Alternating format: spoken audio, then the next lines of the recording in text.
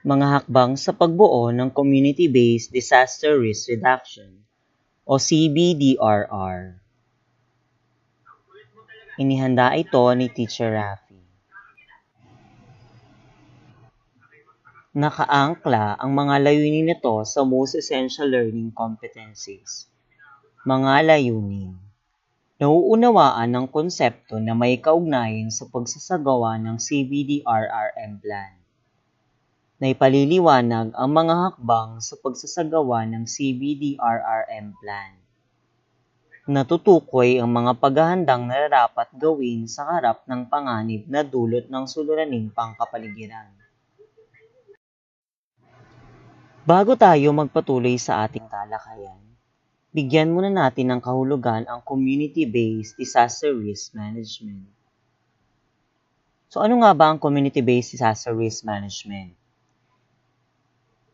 Isang pamamaraan kung saan ang mga pamayanang may banta ng hazard at kalamidad ay aktibong nakikilahok sa pagtukoy, pagsuri, pagtugon, pagsubaybay at pagtataya ng mga risk na maaari nilang maranasan. Sa araling ito, kailangan nating balikan ang kahulugan ng top-down approach at bottom-up approach. Ano nga ba ang mga ito? Top-down approach. Lahat ng gawain mula sa pagpaplano na dapat gawin hanggang sa pagtugon sa panahon ng kalamidad ay inaasahan sa mas nakatataas na tanggapan o ahensya ng pamahalaan. Bottom-up approach. Nagsisimula sa mga mamamayan at iba pang sektor ng lipunan ang mga hakbang sa pagtukoy, pag-aanalisa, at paglutas sa mga suliranin at hamong pangkapaligiran. Mga yugto sa pagbuo ng CBDRRM plan. Unang yugto, Disaster Prevention and Mitigation. Tinataya ang mga hazard at kakayahan ng pamayanan sa pagharap sa iba't ibang suliraning pangkapaligiran. Mula sa mga impormasyon na nakuha sa pagtataya, ay bubuo ng plano upang maging handa ang isang pamayanan sa panahon ng sakuna at kalamidad. Hazard Assessment. Tumutukoy sa pagsusuri sa lawak, sakop at pinsala na maaaring danasin ng isang lugar kung ito ay maharap sa isang sakuna o kalamidad sa isang partikular na panahon. Vulnerability at Capacity Assessment o VCA. Vulnerability Assessment. Tinataya ang kahinaan o kakulangan ng isang tahanan o komunidad na harapin o bumangon mula sa pinsalang dulot ng hazard.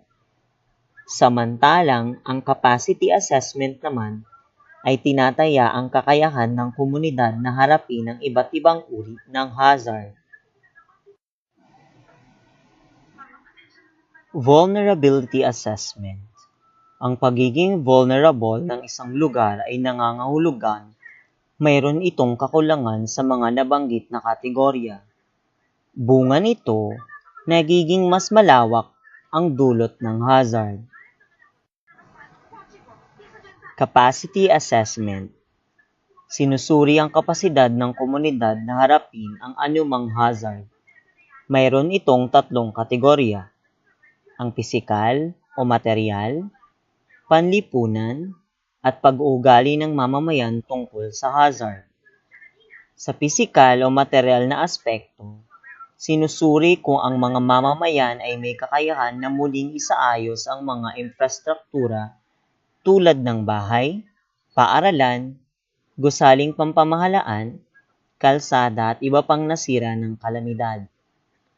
Sa aspektong panlipunan naman, masasabing may kapasidad ang mga komunidad na harapin ang hazard kung ang mga mamamayan ay may nagtutulungan upang ibangon ng kanilang komunidad mula sa pinsala ng mga sakuna at kung ang pamahalaan ay may epektibong disaster management plan. Samantalang, ang mga mamamayan na bukas ang loob na ibahagi ang kanilang oras, lakas at pagmamay-ari ay nagpapakita na may kapasidad ng komunidad na harapin o kaya ay bumangon mula sa dinanas na sakuna o panganib. Risk assessment. Kung ang disaster prevention ay tumutukoy sa pag-iwas sa mga hazard at kalamidad, sinisikap naman ng gawain ng disaster mitigation na mabawasan ang malubhang epekto nito sa tao, ari-arian, at kalikasan. Ito ay tumutukoy sa mga hakbang na dapat gawin bago ang pagtama ng sakuna, kalamidad at hazard na may layuning maiwasan o mapigilan ang malawakang pinsala sa tao at kalikasan. Dalawang uri ng mitigation. Structural mitigation. Tumutukoy sa mga paghahandang ginagawa sa pisikal na kaanyuan ng isang komunidad upang ito ay maging matatag sa panahon ng pagtama ng hazard. Ilan sa halimbawa nito ay ang pagpagawa ng dike upang mapigilan ang pagbaha, paglalagay ng mga sandbags, pagpapatayo ng floodgates, pagpapatayo ng earthquake-proof buildings, at pagsisiguro na may fire exit ang mga pinapatayong gusali. Non-structural mitigation.